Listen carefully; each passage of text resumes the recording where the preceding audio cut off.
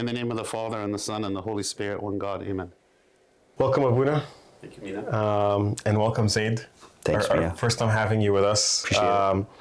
Today we're going to talk about technology and how we use it and how not to use it and its implications in the church and how we view technology from the Bible's perspective. And I'm not talking about cell phones. I'm talking about some of the more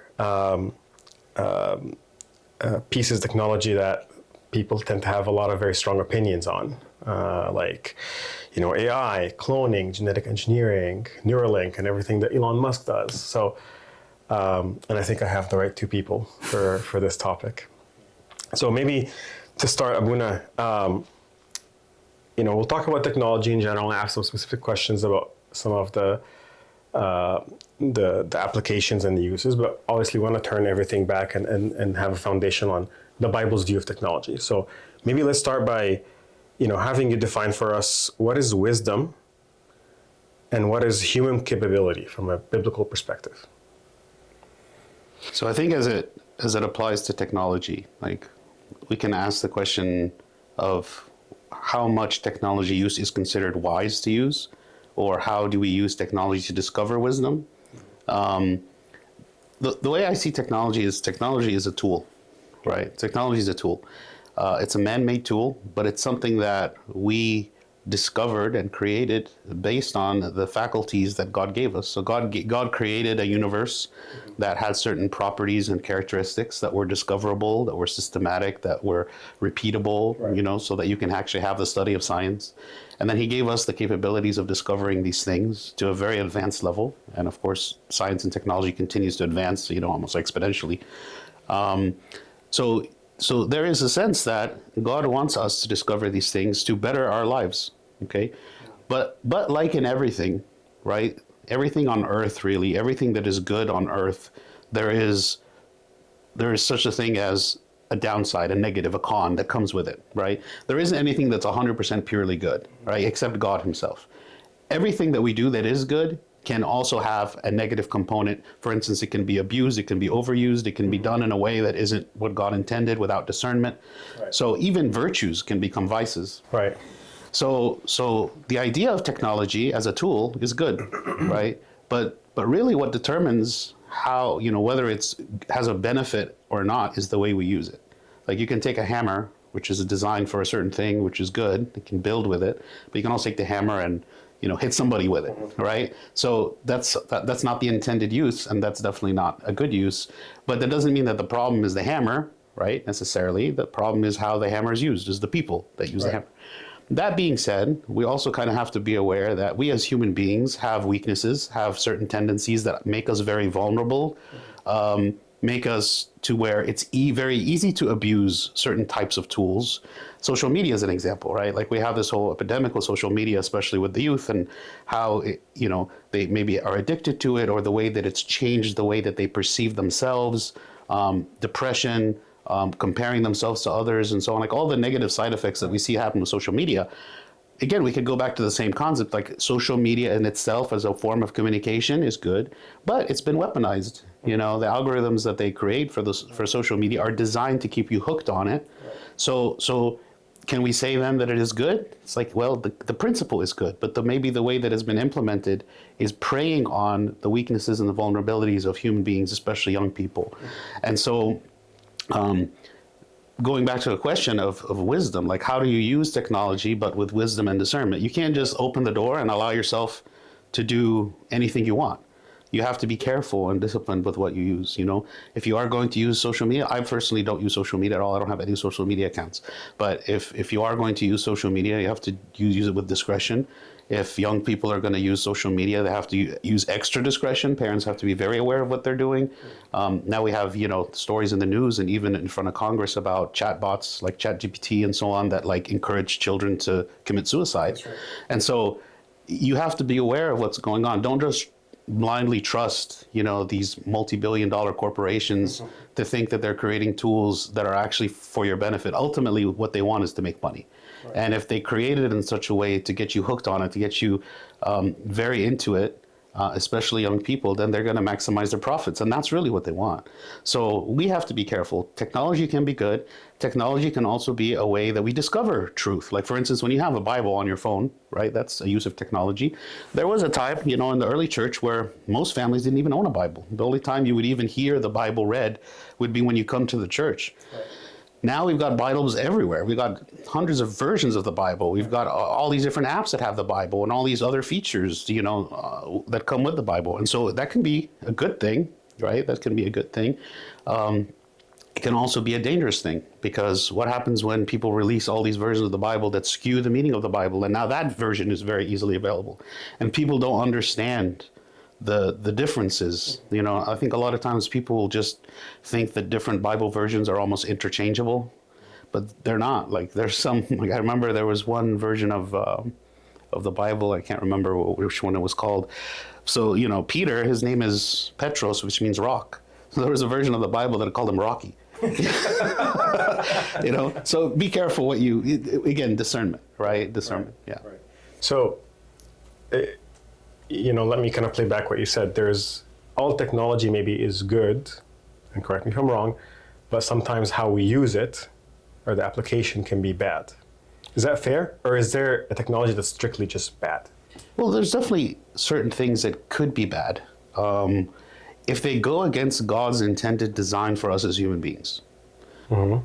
So I'll give you another. You mentioned Neuralink. So for those that don't know, Neuralink is a company that Elon Musk founded, and he's currently doing research for implanting chips into your brain to pretty much be able to interface digitally with your brain, whether it be to allow a person who, let's say, has lost motor control to be able to control a robot arm or to do simple things like that.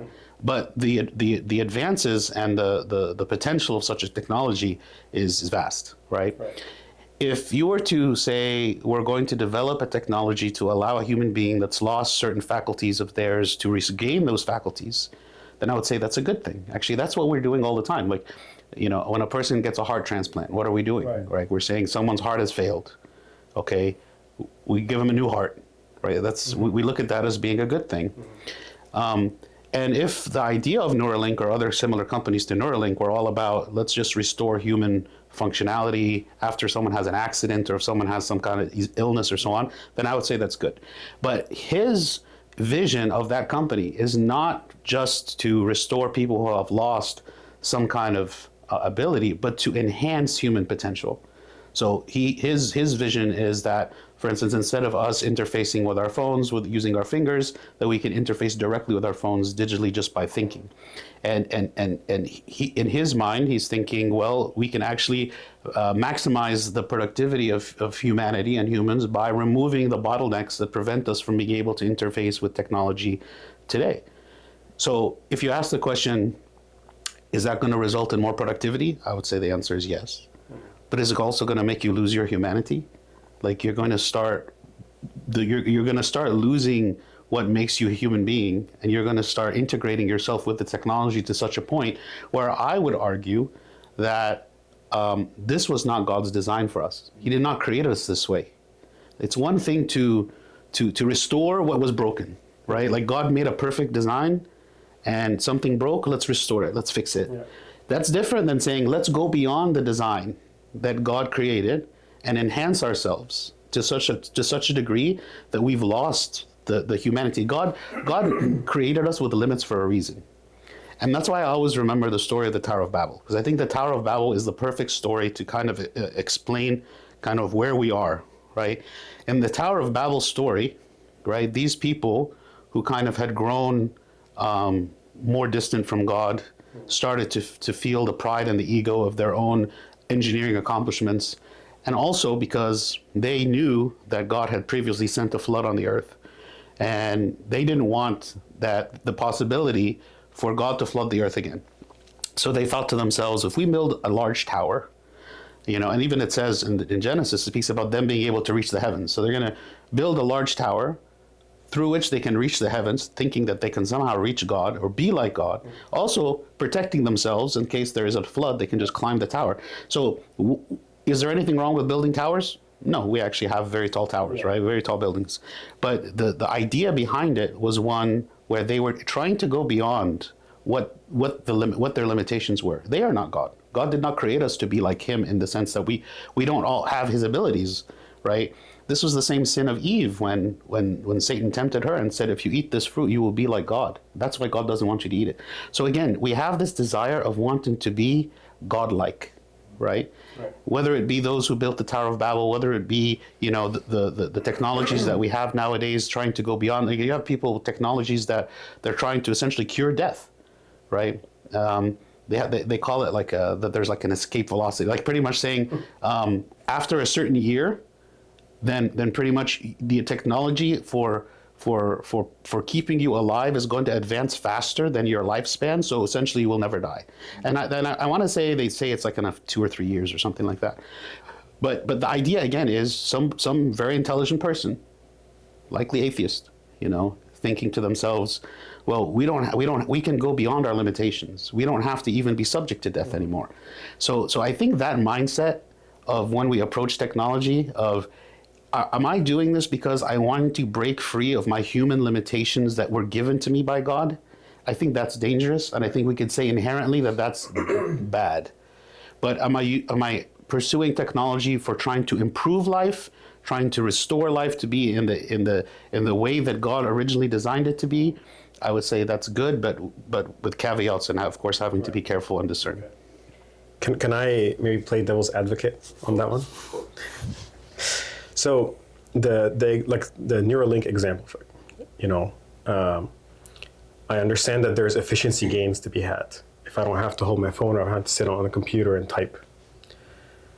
I would argue that, you say that we might lose our humanity if we get to that point or even beyond it. But how is that different, for example, to advances in construction? Like back in the day, everything was manual, was levers and pulleys. Now there are planes that get built where the technicians wear exoskeletons and they lift heavy pieces of the substructure and they put it in. How are those two things different? I think the difference has to do with whether it's external to you or whether it's internal. I think that's when, at least in my mind, that's kind of where I draw the line. So if you're using a tool, that tool is external to you. Like you're interfacing with it using the normal, appendages and faculties and that you have. But when you start talking about implanting a chip into your brain, think about all the ramifications of what that could be. First of all, there are technologies now that use the chips implanted in your brain to essentially be able to visualize what you're thinking, like by creating an image, a video, essentially of what you're thinking or what you're seeing, which is frightening. Think also all the kind of ways that it could be hacked. Like think about if somebody's able to actually hack into your brain. Think about someone is able to hack into your brain and actually physically control you against your will. There's all kinds of really big pitfalls that can come with the idea of subjecting yourself to be part of the technology in such a way. It's one thing for me to use technology, but it's another thing for me to alter myself. Right. Because I'm essentially changing myself, I'm altering myself. And the scary thing is there's a ton of people that would be on board with this, right? Yeah. They're like, you know what, it's gonna make me a more valuable employee, I'm gonna be able to make more money, I'm gonna be more productive. And think about what happens if this is actually released. Now there's gonna be a pressure for all the people who don't want it. They're going to now start to be less and less and less productive, and they're not going to get hired. Yeah, they're not going to be able to find a job. Of course, AI might wipe all the jobs anyway, but we'll get to that. But there's so much danger associated with it, and that's the thing. I think that's a lot of people will use the examples of stuff that's happened in the past. Like let's say when the calculator was invented. I was actually watching a video talking about how there used to be the word computer was actually referring to a person. So there used to be people whose jobs were computers, and all they would do is crunch numbers. Yeah. And such a person, of course, when the calculator was released, like now, they're able to work more productively. And at the time, people were like, oh, calculators, but then people were going to forget how to do mental math, which is true. We can't do mental math as well as used to be done there, but the calculator was such a productivity tool. If anyone was holding out and saying, "Oh, I'm not going to use a calculator. I'm a purist," they would quickly, not have a market for their, they don't know if I find a job. But the further we go in this, and the closer and closer we get to that line that I'm describing, which is now you're actually altering yourself. That's when it's really going to start to change society drastically. Right. And technology has already changed society very much, and a lot of times for the negative. I mean, going back to social media, I mean, a lot of times people are, they feel like they're under such pressure and such stress because they're seeing the lives of all these people around them, and the lives that they're seeing are not even real. Like, it's all fake. So technology is one of those things where even if you do it with a good intention, you don't know what's going to come out of it. But definitely when you have these multi-billion-dollar corporations that are wanting to prey on the characteristics of the human mind in order to maximize their profit, I don't think good is going to come of that. I find it interesting that you made the distinction between using the technology with your faculties and appendages versus something that's done to you, right? And I think it's a really interesting thing. So kind of taking some of the technologists, this has have become more in the realm of science fact, especially with things like Neuralink, than science fiction, which really talks about consciousness, like uploading your consciousness, right? So you live as a digital being, and there's a lot of science fiction on that, but Neuralink gets you one step closer to that, right? Yeah. Now just going back to a bonus point, is there any kind of similarity between that concept of it's a tool that you use with your faculties and your body versus something that's in your body to kind of the holy temple that your body is? Is that something that we can kind of from a bringing it back to like a pure religious perspective? Are we breaking the temple? I think, again, if you're using technology, for instance, there's technologies that are put in your body. So, for instance, if you have an artificial limb, or if you have a pacemaker, or you have something that monitors your blood sugar for people who have diabetes, for instance. So in some sense, you can say that's inside your body.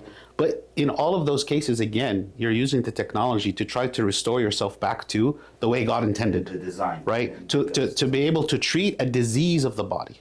Right? Whereas the whole other category of technology is all related to enhancing the human potential. There's no disease, you're just improving Yes. it. Yeah. So essentially what we're doing, and that's why I gave the example of kind of wanting to become like God, is essentially what you're saying is we have decided to enhance ourselves to go beyond what God intended for us to be. And that's when you start to reap all the consequences that you didn't foresee. All these social media companies, they didn't foresee the damage that was going to be done. But now it's too late. Like, it's out there, right? So we become so blinded. I mean, I know we're going to talk about the AI thing, but I mean, those people who say that AI leading to superintelligence is going to eventually destroy society, I'm not sure if that's true or not, but if it were true, and then the scary thing about it is that all the companies, all of like the experts that are actively working on this technology are the same ones that are saying that eventually AI is going to take over the world and take over humanity, and we will be subservient to the AI. They're the ones actually working on it. So the fact that they believe that that's happening, but at the same time they're still doing it, it tells you something about the human drive to try to like accomplish, create, and of course capitalize on this. Because the moment you say, well, why don't you stop working on it? Well, they'll say, oh, but China's not going to stop working on it, so we got to, we don't want China to be the one to. So you're in this kind of, it's very satanic, I feel like. You're in this trap, right, where you feel like if you don't do it, well, someone else is going to do it and there's going to be a really bad outcome. If you do it, there's still going to be a bad outcome. So technology has kind of like become this force where it's kind of not so much that we are the ones that are creating it, but it is almost the one that is forcing itself on us, because you can't stop. Right. No one can stop. Everyone has to go maximize how fast you are progressing in every possible way. And the moment you suggest stopping, because there were a bunch of AI experts that pretty much signed a letter that said, let's put a pause on all AI research. And the response was, well, China's not going to stop doing that. And if they get ahead of us, then look at all the economic ramifications, political ramifications. Yeah. So you're almost stuck in a place where you have no agency. You're just going, Should the risk of the bad outcomes, or like you said, reap the consequences, should that risk stop us from pursuing the good technologies? Like Neuralink. Neuralink in its pure form was meant to be, I think it was to augment people who have lost their vision. That was, I think, one of the first use cases. But of course, it's going to grow and it's going to change. But as someone who has lost their vision, should they pursue it? Should they kind of sign up for a trial if it restores that, knowing the consequences, or should they just kind of say, no, thank you? It's a very hard question, because you do want the good that comes from these kinds of technologies, but then you have to balance it with what is the price that would be paid. One option is to say, well, these companies should pretty much have kind of a mission statement or guidelines that they operate on, and they say, we are pursuing this research for this purpose and not that purpose. But in practice, what will happen is once they have the technology, once that technology exists, then there's going to be people that are going to take that, even if it's not that company. There's going to be people that take that or develop on their own and use it something like human cloning. So human cloning is possible, and the humans have been cloned. It's illegal internationally. It's illegal internationally. But there have been some fringe groups, I think in China or other places, that have actually cloned a human being. They killed the person at some point. I can't remember at what stage. The original? No, the clone. They killed the clone. The clone at some stage. Like, I'm not saying that this person actually lived and became an adult or anything like that. Yeah. But the idea of They proved it could be done. They proved that it could be done, and this was against international law, but it's just a matter of time. Yeah. Because the technology already exists, and the technology is getting better and better, and they're using that technology for good things, like to cure genetic diseases, right? That same technology that's used to cure genetic diseases can also be, with part of a bigger technology for doing the cloning. So once you develop the good thing, you automatically get the bad. Once you make the hammer, you can build a house, but you can also kill someone. Yeah. So really, so much of it depends on human restraint, right? So then you go back to the question. I think this is where we get into the spiritual side of this. Okay, we are really bad at restraint. Human beings are really bad at controlling our impulses in general. Whether you talk about, self-discipline, just controlling your temper, controlling your appetite, controlling your emotions, controlling your thoughts. Like, we, in general, are not very good. Like, we are not as rational as we would like to believe. We all like to believe we're rational. We pretend like we're rational. We like to make logical arguments. But a lot of times we make logical arguments to try to make excuses for really that our motivation is actually emotional, right? There's so much of what we do is emotional. So if you have very intelligent, very talented people that pursue these technological pursuits that are actually not rational, or as rational as they would like to believe. Also, there's, you can't discount the idea of there is a spiritual warfare. I mean, Satan wants us to use technology in a bad way. Like, look at the internet. The internet, no one can argue that the internet is great. Like, the internet revolutionized the world in such a positive way. Like, imagine if the internet didn't exist, like what we would be doing now. But the internet also brought rise to extreme pornography addiction. I think the internet is, like, the majority of the internet is pornography. It's like 80% or something. Something crazy. Yeah. Something crazy. Like the majority of searches are pornography. The majority of data storage on the internet is pornography. Like, so what do you conclude? Like, do you say, well, it would have been better not to have the internet? I don't know if we can say that. Yeah. In the end, temptations exist at every level, right? Temptations exist and have always existed, even from the Garden of Eden, right? The person who is able to navigate temptation through, like, trusting in God and asking for God's presence and pursuing strengthening their spiritual life, that is the person who is able to live through these times, which are getting more and more precarious, but they're able to live through these times successfully and without falling into a pit, right? Because definitely the dangers are increasing. The consequences of making a mistake is increasing. It's much easier to be addicted to pornography now than it was when it was just in magazines, that you couldn't even, as a kid, you couldn't go buy them, right? Yeah, so it's a lot more available. But the principle of, I have a desire, the desire is sinful and harmful, I am choosing to avoid it, to restrain myself, and if I do fall, I repent. That concept has existed since the beginning. Right. And though it's something, again, more pitfalls today, but it's the same idea, and we just have to be very, very careful. When in the book of Revelation, when it speaks about the mark of the beast. Yeah. Okay? So the mark of the beast, of course, we don't know exactly what it is, right? But the concept of it is, it says that without this mark, without this thing, Christians, the faithful, will not be able to buy or sell. Okay? They will not be able to buy or sell. So what does it mean? It means that without this thing, you will not be able to really participate in society. You will not be able to participate as a normal member of society. But it's an evil thing, right? It's an evil.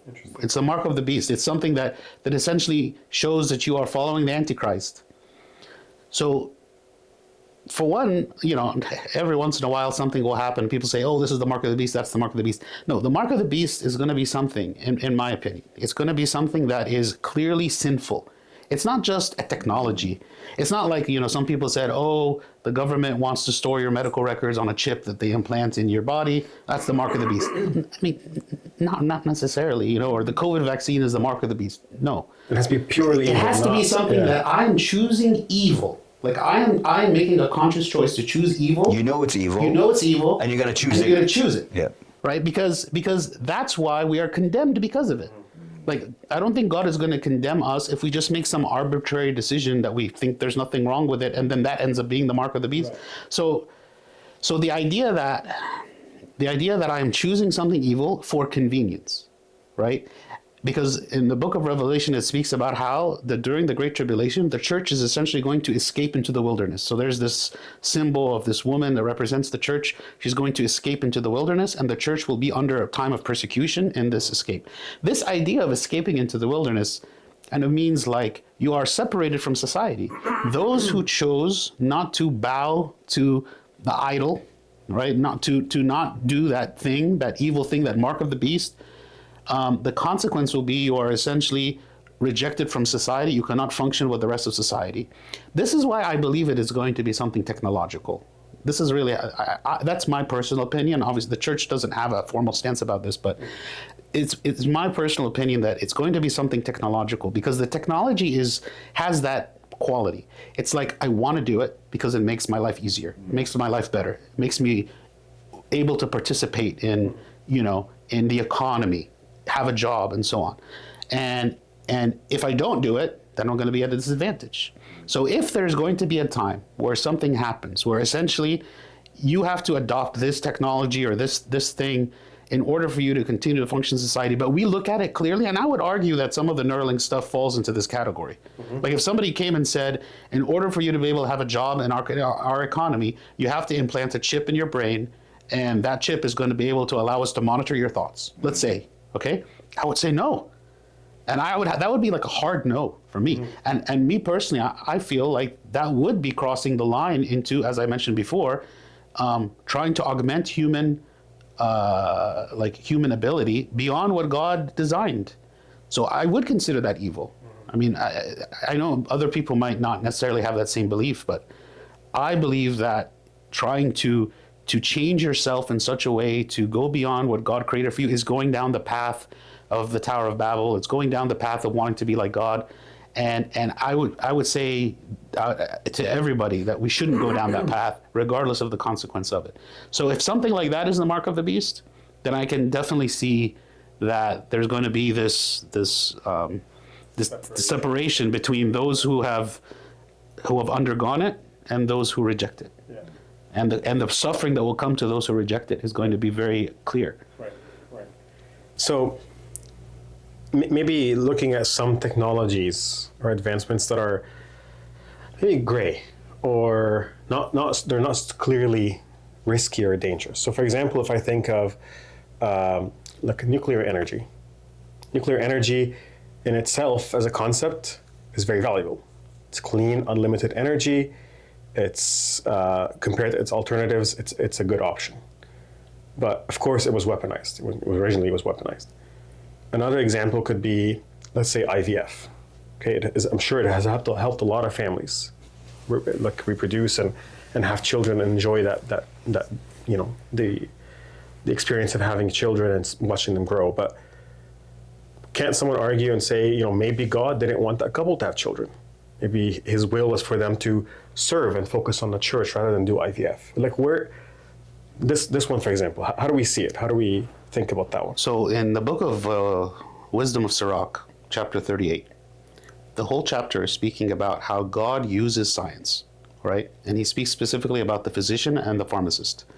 And so he's addressing the people who see that somehow because maybe you've met people like this where they say, you know what, I don't go to the doctor because God is the great physician, and so if I have a sickness, I believe God can heal me. But actually, this chapter is talking about go to the physician and go to the pharmacist. It even says God has used the pharmacist to create medicines for you to treat your sicknesses. Right. So in the mind of God, what he is saying is there is no distinction between healing coming from God directly, like in a miraculous supernatural way, versus the healing coming through what we would consider to be more natural processes that God has allowed us to discover. So just as we say, yes, God did not, let's say prior to IVF, and there was no way for a couple to have a child, let's say, but let's say if they used IVF, then they were able to have a child.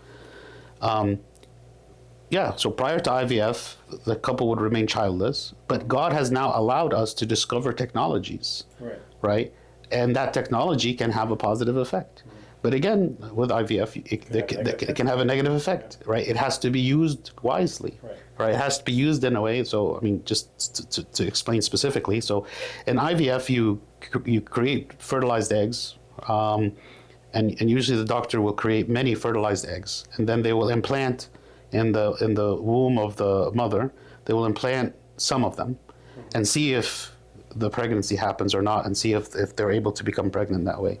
And if not, then they have other ones left over that they would implant, and they would keep trying. We don't believe that this is the right approach to do it, because a fertilized egg in our view is a human being. So you can't just take a human being and keep them in cryostasis indefinitely, right? So for instance, when we tell people that can use IVF, we tell them implant everything, like only make as many as you're going to implant in the mother's womb, and if it either works or it doesn't work. So that's an example, right? Like the technology itself is not wrong, right? We promote the technology, but it has to be used in a way that is in line with our beliefs. Right. And I'm sure, same-sex couples can probably use IVF as well by implanting it in someone else's. Yeah, and that does happen. And that's one of the reasons actually we don't support surrogacy in the church, right? Even for normal married couples, we don't support surrogacy. So if a woman is not able to have any fertilized egg implanted in her uterus, like let's say she's had a hysterectomy, she doesn't have a uterus, or she has some kind of sickness where she's not able to give birth that way, scientifically what people will do is they'll take the fertilized egg, put it in the womb of another woman, and essentially she will carry the baby. We don't believe in this because it creates so much confusion as to who is the mother. What is the idea of being the mother, right? So that's an example where we say our belief prevents us from using a certain technology, right? That exists, right? That's where we say, okay, God did not allow you to have children, and there's no recourse in this situation, right? Just because you could, use the womb of another woman, no, we don't approve of this. We don't agree with this. We think this is not what God intended, and it brings a lot of confusion as to who is really the mother. So we don't allow it, and so the technology exists, but this would be an example of a poor use of technology. But let's say, I'm going to play devil's advocate again. When we say the confusion of being the mother, what about adoption? So the difference is adoption is a person who already exists, right?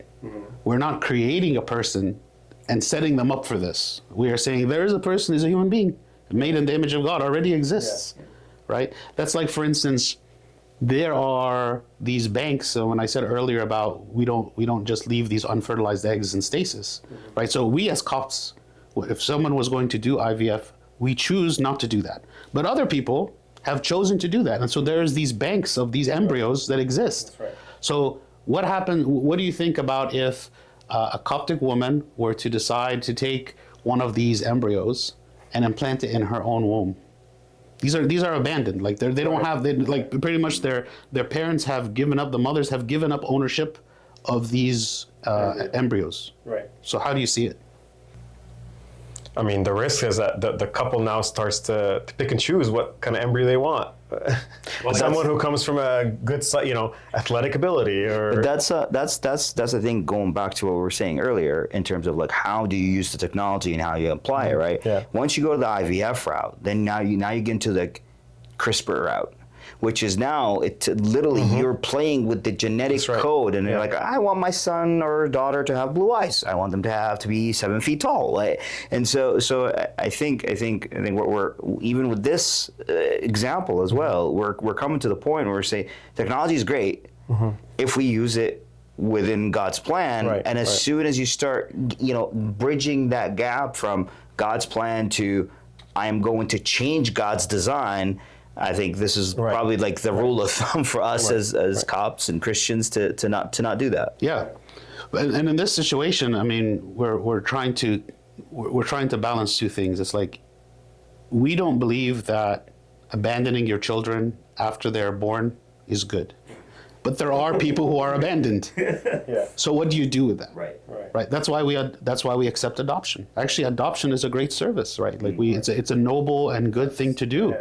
And there's no difference in adoption, right? In one of these embryo banks, it's actually adoption. That's what you're doing. You're saying these children have been abandoned. Okay? What is better for them? To stay in this state of just this limbo state of just being embryos, or if a person were to adopt one and to raise it as their own child? It's actually no distinction between that and normal adoption, because they're both human beings at the end, right? So again, as Coptic people, right, as Christians, we don't promote that. Like we don't say we're going to contribute to that, right? But by adopting, we're actually helping solve the problem, not creating the problem. Right.